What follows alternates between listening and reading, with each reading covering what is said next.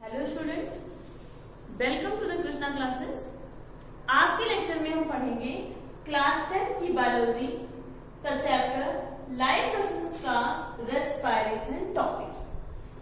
Last lecture में हमने देखा था what is the nutrition, nutrition क्या होता है, एंड जो हमारे प्लांट के द्वारा फूड मटेरियल बनाया जाता है, रिजल्टेंट जो फूड मटेरियल होता है वो आपका क्या होता है, किस तरीके से सोलर एनर्जी केमिकल एनर्जी में ग्लूकोज के फॉर्म में कंजर्व होती है। अगर हम देखें तो मैक्सिमम हमारे लिविंग ऑर्गेनिज्म में जो सोर्स ऑफ एनर्जी है ये आपका क्या है, glucose. Glucose is the source of energy. आप क्या करना है, इससे हम एनर्जी को लिबरेट कैसे करवाएं, इससे हमें एनर्जी रिलीज कैसे होगी हमारी बॉडी में, हमारे लाइफ प्रोसेसेस को कंटिन्यू रखने के लिए, हमारे जैविक क्रियाओं को कंटिन्यू रखने के लिए। तो हमें क्या करना होगा, ये जो हमारा C6H12 वो 6 ग्लूकोज मॉलिक्यूल है, इसका क्या करना होगा, ब्रेक डाउन करना होगा, इसको तोड़ना होगा। और जब भी हमने मेटाबॉलिक रिएक्शन में पढ़ा है, जब भी कोई भी आपका प्रोडक्ट अपने कॉन्स्टिट्यूएंट में टूटता है तो हम उसे क्या कहते हैं, कैटाबॉलिक रिएक्शंस कहते हैं। और कैटाबॉलिक रिएक्शंस के लिए हमें किसकी नीड होगी, ऑक्सीजन की नीड होगी, ऑक्सीडेशन करवाना। तो यहाँ पे क्या होगा, ग्लूकोज का हम ऑक्सीजन के प्रेजेंस में क्या करवाएंगे, ऑक्सीडेशन करवाएंगे और ये टूट जाएगा अपने कॉन्स्टिट्यूएंट कार्बन डाइऑक्साइड और वाटर मॉलिक्यूल में, और इसके टूटने से हमें क्या मिलेगी, एनर्जी मिलेगी। मींस जब ग्लूकोज मॉलिक्यूल अपने कॉन्स्टिट्यूएंट में टूटेगा, इसके केमिकल बॉन्ड टूटेंगे तो क्या रिलीज होगी, एनर्जी रिलीज होगी। और ग्लूकोज का ऑक्सीजन के प्रेजेंस में अपने कॉन्स्टिट्यूएंट में टूटना मींस ग्लूकोज का कंप्लीट ऑक्सीडेशन ही क्या कहलाता है, रेस्पिरेशन कहलाता है। अब हम क्या देखते हैं, ये जो ग्लूकोज का ऑक्सीडेशन की पूरी प्रोसेस है ये हमारे बॉडी में कहाँ होती है। तो ग्लूकोज के ऑक्सीडेशन की ये प्रोसेस हमारी बॉडी के हर सेल में चल रही होती है। एक एक छोटी छोटी सेल अपने लिए क्या कर रही होती है, एनर्जी को लिबरेट कर रही होती है, एनर्जी को रिलीज कर रही होती है by the process of oxidation of glucose. अब हम अगर सेल के अंदर देखें कि ये जो पूरी प्रोसेस है ग्लूकोज का ब्रेकडाउन है, ये आपके सेल के दो पार्ट में होता है, एक कोशिका के दो पार्ट में होता है। अगर हम उसका फिगरेटिव व्यू लें तो हमें पता चलता है, just suppose it is a cell, ये आपकी क्या है, कोशिका है। ब्लड के थ्रू ये ग्लूकोज मॉलिक्यूल आपके सेल के अंदर है। तो जब हम एक सेल को ऑब्जर्व करते हैं, एक सेल को देखते हैं, तो हमें सेल के अंदर आपके कुछ मेन ऑर्गेनेल देखने को मिलता है। वहां पे केवल आपके दो ऑर्गेनेल को डिस्कस करेंगे, एक न्यूक्लियस जो बीच में होता है, सेंटर में होता है। अगर हम एनिमल सेल को देखें और आपके प्लांट सेल में साइड में होता है, पेरिफेरल होता है। ये न्यूक्लियस है, इसके अंदर फ्लूइड भरा रहता है, इसके फ्लूइड को हम कहते हैं न्यूक्लियोप्लाज्म। और जो सेल के प्लाज्मा मेम्ब्रेन के अंदर जो फ्लूइड भरा होता है इसको हम कहते हैं,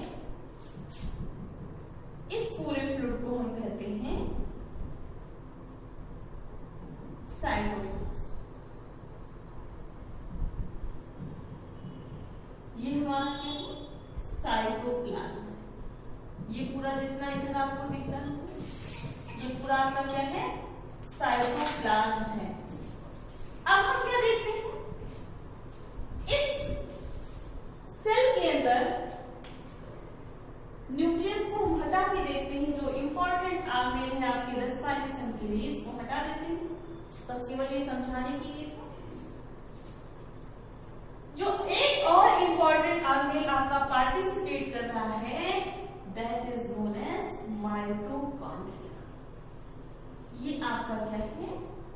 माइटोकॉन्ड्रिया।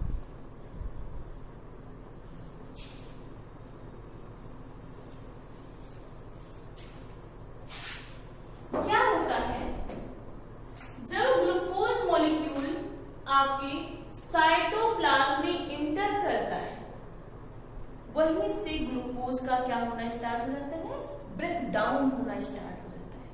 और ग्लूकोज का ब्रेक डाउन होना आपका क्या कहलाता है, ग्लाइकोलिसिस कहलाता है। ग्लाइकोलिसिस कहलाता है। लिसिस मीन्स होता है ब्रेक डाउन होना, ग्लाइको टर्म किसको रिप्रेजेंट कर रहा है, आपके ग्लूकोज को। अब जैसे ये ग्लूकोज मॉलिक्यूल कहाँ आया, ब्लड से हमारे साइटोप्लाज्म में पहुंचा। तो ग्लूकोज क्या है, 6 कार्बन कंपाउंड है। ग्लूकोज के पास में कितने कार्बन है, 6 कार्बन। ये ग्लूकोज का 6 कार्बन कंपाउंड टूट जाता है साइटोप्लाज्म के अंदर 3 कार्बन कंपाउंड पायरुवेट में। Pyruvate is the ionic form of pyruvate acid.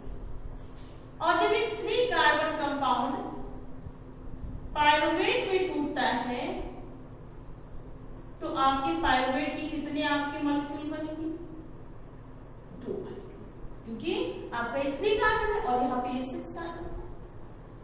Glucose का पायरुवेट में चेंज होना साइटोप्लाज्म के अंदर, इस प्रोसेस को हम क्या कहते हैं, ग्लाइकोलिसिस कहते हैं। क्या कहते हैं, ग्लाइकोलिसिस कहते हैं। आफ्टर ग्लाइकोलिसिस जो हमारी नेट गेन एनर्जी है, जो टोटल एनर्जी हमें मिलती है, वो कितनी मिलती है, 280। कितनी मिलती है, 280। अब आपका क्वेश्चन होगा व्हाट इज द एटीपी। तो हम साथ में देखते हैं। ATP is the energy currency of the cell. जिस फॉर्म में सेल हमारी एनर्जी को स्टोर करती है, वो हमारा क्या कहलाता है, एटीपी कहलाता है। इसका अगर हम फुल फॉर्म देखें, इसका फुल फॉर्म होता है एडिनोसिन ट्राइफॉस्फेट। अब नेक्स्ट प्रोसेस क्या होती है, ग्लाइकोलिसिस के बाद में कौन सी प्रोसेस आती है, हम क्या देखते हैं कि ये पायरुवेट मॉलिक्यूल आपके कन्वर्ट होता है, आपकी इसका कन्वर्जन होता है माइटोकॉन्ड्रिया के अंदर पूरी तरीके से जा करके, डायरेक्ट नहीं जाता है। यहाँ पे एक इंपॉर्टेंट कंपाउंड बनाता है acetyl coenzyme, acetyl coenzyme, and acetyl coenzyme is the link reaction between the cytoplasmic reactions and mitochondrial reactions. Acetyl coenzyme ये बनता है और एसिटिल कोएंजाइम में माइटोकॉन्ड्रिया के अंदर जा करके क्या बनाता है, कार्बन डाइऑक्साइड और वाटर बनाता है।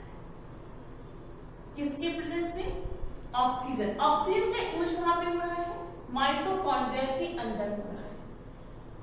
पहले क्या हुआ, ग्लूकोज कन्वर्ट हुआ पायरुवेट में, जो एक 6 कार्बन कंपाउंड था 3 कार्बन कंपाउंड में कन्वर्ट हुआ। कहां पे कन्वर्ट हुआ, साइटोप्लाज्म में कन्वर्ट हुआ। और इसके कन्वर्जन की प्रोसेस को हमने क्या कहा, ग्लाइकोलिसिस। फिर पायरुवेट किस में चेंज हो जाता है, एसिटिल कोएंजाइम ये में कन्वर्ट होता है, और एसिटिल कोएंजाइम ये माइटोकॉन्ड्रिया के अंदर जाकर के ऑक्सीजन की उपस्थिति में क्या करता है, किसमें कन्वर्ट हो जाता है, कार्बन डाइऑक्साइड, और किसमें, आपके H2O में कन्वर्ट हो जाता है। अब चूंकि यहाँ पे क्या हुआ, ऑक्सीजन का यूज हुआ है। किसका यूज हुआ है, आपके ऑक्सीजन का यूज हुआ। इस पूरे साइकिल्स के दौरान हम अगर देखेंगे तो ऑक्सीजन का यूज हुआ है, इस वजह से इस प्रोसेस को हम क्या कहेंगे, ऑक्सीडेटिव प्रोसेस कहेंगे।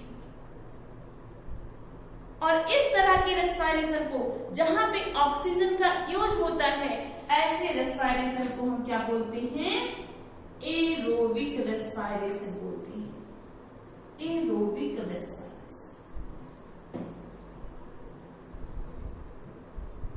क्या बोलते हैं, एरोबिक रेस्पिरेशन। मतलब ऐसा रेस्पिरेशन जो किसके प्रेजेंस में हो रहा है, ऑक्सीजन के प्रेजेंस में हो रहा है, that is known as aerobic respiration. फिर हम क्या देखते हैं, इसका दूसरा फॉर्म क्या हो सकता है, ये पायरुवेट आपके कहां जा सकता है, मसल्स सेल के अंदर। जब कभी हम हैवी एक्सरसाइज करते हैं या बहुत तेजी से दौड़ते हैं या कोई आपके हैवी वर्क करते हैं तो हमारी मसल्स में पेन होने लगता है। क्यों होता है ये पेन? क्या होता है, हैवी एक्सरसाइज या स्ट्रेनस एक्सरसाइज के दौरान ऑक्सीजन की क्या पड़ जाती है, कमी हो जाती है, लैक ऑफ ऑक्सीजन हो जाता है। और जैसे लैक ऑफ ऑक्सीजन होगा, आपके जो ये पायरुवेट है ये कन्वर्ट हो जाएगा किसमें, ये पायरुवेट कन्वर्ट हो जाता है आपकी लैक्टिक एसिड में। And lactic acid is also 3 carbon compound.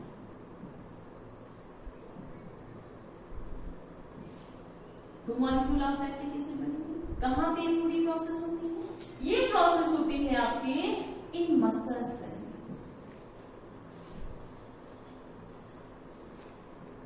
जहां पे क्या हो जाता है, लैक ऑफ ऑक्सीजन, ऑक्सीजन की क्या होती है, यहाँ पे कमी होती है। ऑक्सीजन बहुत लेस अमाउंट में। इसका थर्ड आपका एस्पेक्ट आता है, अगर हम देखें तो अगर ये ऑक्सीजन ना प्रेजेंट हो तब क्या होगा, तब हम क्या देखते हैं, जैसे कि ईस्ट में हम एग्जांपल ले लेते हैं, फॉर ईस्ट, इन ईस्ट ये जो पायरुवेट है ये आपके किस में कन्वर्ट हो जाता है, एथेनॉल। और किसमें, कार्बन डाइऑक्साइड। किसमें कन्वर्ट होता है, कार्बन डाइऑक्साइड। एथेनॉल आपका क्या है, 2 कार्बन कंपाउंड है, 2 कार्बन कंपाउंड है। और ये आपका क्या है, 1 कार्बन कंपाउंड है। मीन्स 2 पायरुवेट मॉलिक्यूल अगर आपके जाएगा ईस्ट में जाएगा तो किसमें कन्वर्ट होगा, आपके 2 कार्बन कंपाउंड एथेनॉल में, और किसमें 1 कार्बन कंपाउंड कार्बन डाइऑक्साइड। तो आपके 2 मॉलिक्यूल ऑफ एथेनॉल मिलेंगे और आपके 2 मॉलिक्यूल किसके मिलेंगे, आपके कार्बन डाइऑक्साइड। अब आपका क्या होगा, यहां पे क्या हुआ, ऑब्सेंस ऑफ ऑक्सीजन मिला। क्या हुआ आपका, ऑब्सेंस ऑफ ऑक्सीजन। अब जब ये रेस्पिरेशन की ये प्रोसेस, जहां पे आपकी क्या है, पायरुवेट क्या है, ऑब्सेंस ऑफ ऑक्सीजन में एथेनॉल का निर्माण कर रहा है और कार्बन डाइऑक्साइड का निर्माण कर रहा है, तो इस प्रोसेस को हम क्या कहते हैं, इस प्रोसेस को हम कहते हैं फर्मेंटेशन। स्पेशल नेम देते हैं, इस प्रोसेस को हम कहते हैं फर्मेंटेशन। और चूंकि रेस्पिरेशन का ये पार्ट, ये प्रोसेस क्या हो रहा है, ऑक्सीजन की अब्सेंस में हो रहा है, इसलिए इस रेस्पिरेशन को हम नाम दे देते हैं anaerobic respiration, respiration without oxygen. फिर क्या हुआ, हमारा जो ग्लूकोज मॉलिक्यूल था, रेस्पिरेशन में हमें क्या करना है, इससे एनर्जी को रिलीज करना है। इससे एनर्जी को रिलीज करना है तो हम कहां पे करेंगे, ये जो ग्लूकोज है ये हमारी बॉडी की हर सेल्स के पास में जाएगा, हम लिविंग ऑर्गेनिज्म की हर सेल्स के पास जाएगा। सेल्स के अंदर क्या होगा, साइटोप्लाज्म होगा। जैसे ही ग्लूकोज कहां इंटर करेगा, साइटोप्लाज्म में इंटर करेगा, इसका आपके ब्रेकडाउन होना शुरू हो जाएगा और ग्लूकोज के ब्रेकडाउन को हम क्या कर देंगे, ग्लाइकोलिसिस कहेंगे। क्या कहेंगे, ग्लाइकोलिसिस कहेंगे। ये आपका ग्लूकोज किसमें टूट जाएगा, आपके 3 कार्बन कंपाउंड पायरुवेट में टूट जाएगा। क्योंकि ये 6 कार्बन कंपाउंड था, इसलिए जब ये पायरुवेट में टूटेगा तो 3 कार्बन कंपाउंड है, तो कितने पायरुवेट के मॉलिक्यूल बनेंगे, 2 मॉलिक्यूल बनेंगे।